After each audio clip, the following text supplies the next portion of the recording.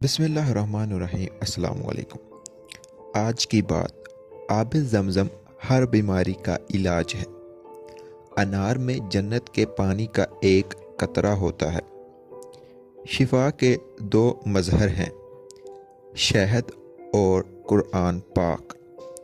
जैतून के तेल में 70 बीमारियों का इलाज है। जिस घर में खजूर हो वो घर वाले कभी भूखे नहीं रहेंगे।